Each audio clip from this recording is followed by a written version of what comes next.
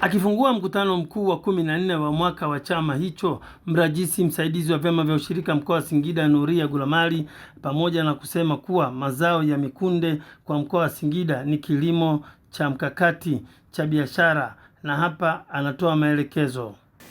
Natambua kuwa chama chenu kimefanya vizuri na kuwezesha kukusanya kilo milioni 8,202,596 za dengu na mbaazi na kuwaingizia wakulima faida kwa kupata bei nzuri ya mazao kupitia mfumo wa stakabadhi ghalani.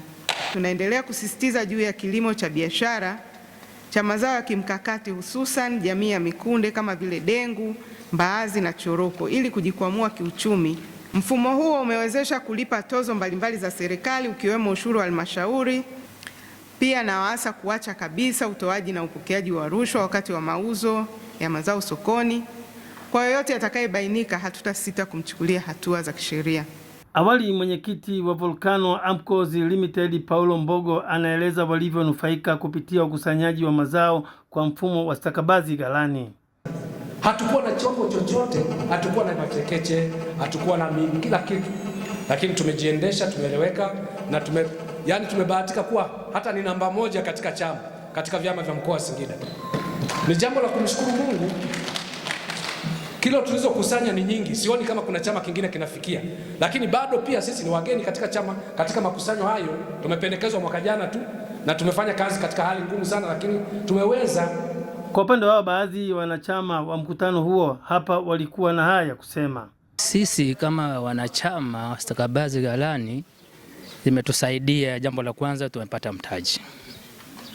Jambo lingine, tumesaidia wakulima kupata mahitaji yao, kupata fedha yao kupitia njia ya benki. Jambo la pili, tumesaidia serikali kukusanya ushuru wao kwa 100%. Chama chetu kwa mwaka huu kimekusanya zaidi ya kilo milioni 8.2 na point.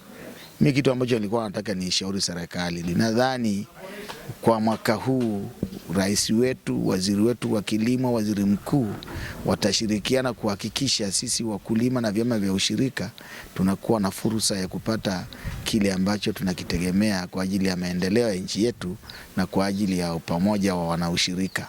Kutoka hapa katika ukumbi huu wa Luluma ambao upo hapa manispaa ya Singida, mimi Melisante Mkumbo wa ITV.